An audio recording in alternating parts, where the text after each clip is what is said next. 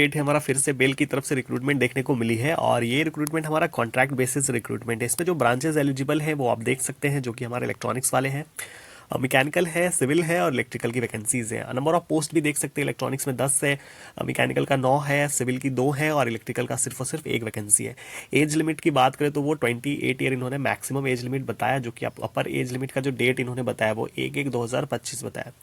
Reservations वगैरह आप देख सकते हैं ना, यूआर में 11 सीटें हैं, ईडब्ल्यूएस में 2 है, ओबीसी की 5 है, एससी की 3 और एसटी का 1 वैकेंसी। इस तरीके से आपका वैकेंसी का डिस्ट्रीब्यूशन उन्होंने बदल के बताया ना। ये रिक्रूटमेंट फिक्स्ड टर्म बेसिस है और जो पोस्ट है वो आप देख सकते हैं डिप्टी इंजीनियर की रिक्रूटमेंट है, ठीक है। उसके बाद जो एज रिलैक्सेशंस वगैरह मिलता है, ओबीसी को 3 साल का और एससी एसटी को 5 साल का, तो वही चीज़ें यहाँ पे भी है। एक्सपीरियंस की बात करें, यानी कि फ्रेशर्स जो है वहाँ पे एलिजिबल है, कोई भी एक्सपीरियंस आपका नहीं लगने वाला है ना, तो फ्रेशर्स जो है वो एलिजिबल है, तो फ्रेशर इस फॉर्म को भर सकते हैं, ठीक है।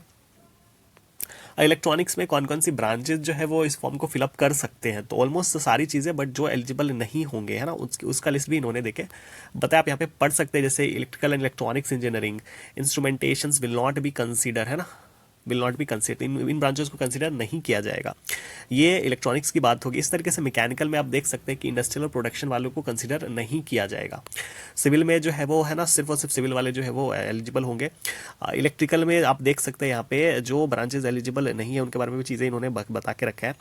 उसके बाद इंपॉर्टेंट चीज़ यहाँ पे इन्होंने बोला है कि degree must be recognised by, है ना, Indian university incorporate by the act of the central और state legislature of the India, यानी कि वही बात है ना कि आपका जो डिग्री है वो अप्रूव्ड होना चाहिए ना, जो भी यूजीसी के गाइडलाइन वगैरह है।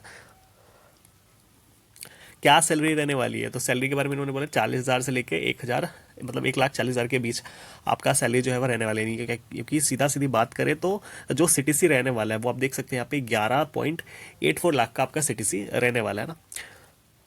उसके बाद जॉब रिस्पॉन्सिबिलिटीज़ क्या क्या रहने वाली है, तो वो यहाँ पे इन्होंने देख के बताया, आप चीज़ें पढ़ सकते हैं, आपका जो भी ब्रांच है ना।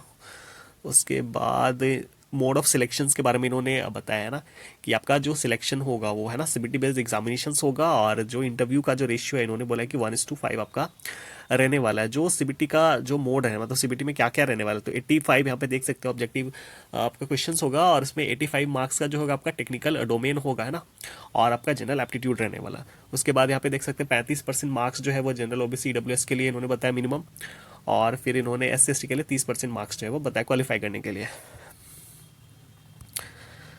जो वेटेज इन्होंने बताया वो 85% वेटेज बताया रिटन का, और 15% इन्होंने बताया इंटरव्यू का। तो इस तरीके से वेटेज वगैरह रहने वाला है आपका।